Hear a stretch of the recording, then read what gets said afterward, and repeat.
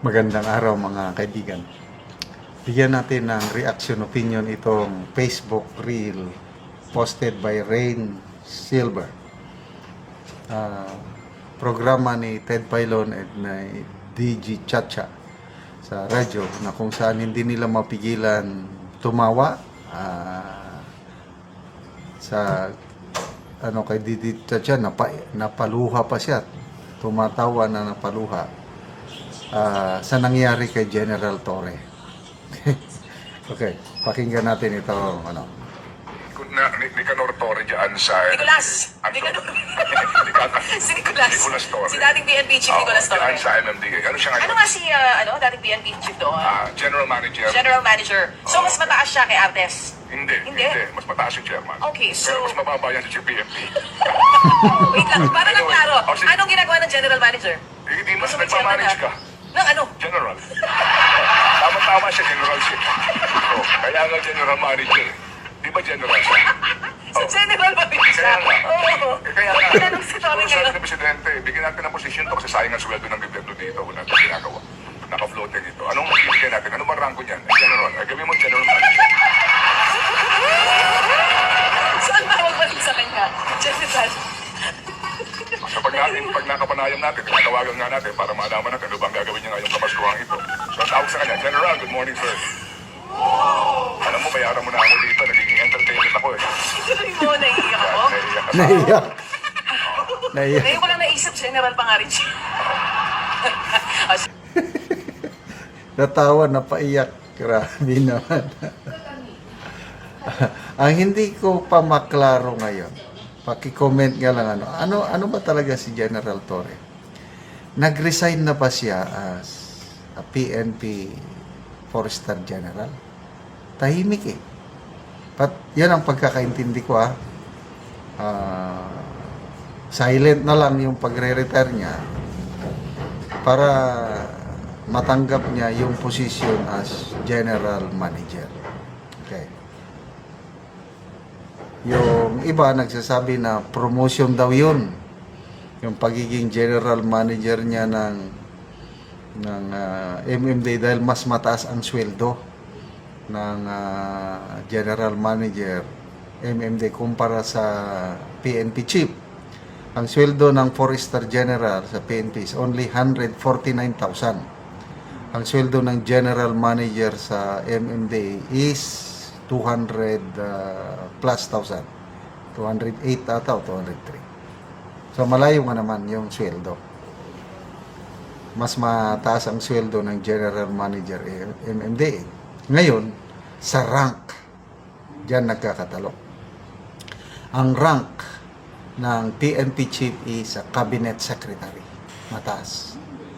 Ang rank ng General Manager ng MMD is just an Undersecretary. So, pagdating sa ranggo, demoted siya. Pagdating sa sweldo, tumaas siya. So, ano ang mas mahalaga, yung ranggo o yung sweldo? Depende na sa tao yan. Yung value system ng tao. Kung ako, never kong tatanggapin yung General Manager kasi nga, demotion yun sa ranggo.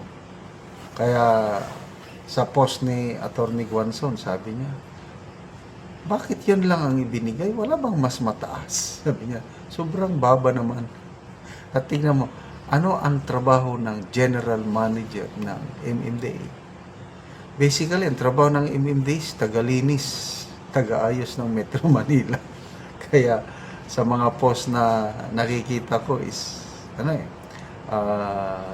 hepe siya ng mga traffic enforcer at mga Metro Manila cleaners o sweepers. But anyway, kanya-kanyang kanya-kanyang desisyon sa buhay. To me, mabuti na rin to na nag-resign siya para itong si General Nartates mabigyan na rin siya ng forester rank. Kanya-kanya tayo ng pananaw. Ako, ang pananaw ko, okay ako kay General Nartates as PNP chief. Nung NCRPO commander pa siya sa regional director siya ng NCRPO. Maganda yung kanyang ginagawa. And to me, so far so good ang kapulisan natin yan. No? Hindi naman katulad nung dati na sunod-sunod ang mga abuso ng kapulisan. Ngayon, gumaganda na ang takbo ng ating kapulisan. So, good luck kay General Torre. At least, general pa rin siya. At ang sunod na tanong dyan is ang kanyang political career. Meron ba siyang plano na sumabak sa politika ngayong 2028? Kasi kinukonsider siya na sino ba yun? Si Richard Hidarian. Pwede daw siya na presidente or maging vice president. Itinatandem siya kay Risa Hontiveros. So, ano sa tingin nyo? Kakandidato ba siyang senador? O ano? National position. Ako personal opinion ko lang ito. Kung tatakbo siyang senador, malamang may pag-asa siyang manalo. Kasi yung kombinasyon ng mga Marcos loyalist at kakamping, pag pinagsama mo yun, to me, pwedeng makapanalo ng isang senador. Yun ang aking assessment. Pag senador, pwede siya mananalo. Kasi maraming bumibilib sa kanya na mga Marcos loyalist at mga kakamping. Ang galit naman sa kanya ang mga DDS. Problema lang, mas marami tayong DDS. Sa survey ng WR numero, ilan ba tayo? 34% mga DDS, 15% ang mga Marcos loyalist, 12% at ang mga kakamping. So, pwede, senador. Kailang pagtatakbo siya sa vice-presidente o vice-president, ilalampaso siya ni Diti Sara. At mabuti itong si Professor Ronald Llamas, isang political analyst kuno na Dilawan. Inamin niya na mahirap i-impeach si VP Sara dahil tatlong rason. Malapit na ang 2028 national election, masyado nang mababa ang ratings ng Pangulong Marcos Jr. at napakahirap yung impeachment rules na promulgate ng Supreme Court, yung decision nila na 13-0. Ay, salamat mga kaibigan sa inyong pagsubaybay sa ating channel. Nakakatulong kayo ng malaki sa tribong Talaandig ng Bukidnon dahil ang sweldo natin sa channel na ito pantulong sa tribo. Namimigay tayo ng libreng yero at pako para makapagpatayo sila ng mas maayos na tirahan. Panoorin niyo ang video na ito. Karon mo na niyang matagaan og yero si ate.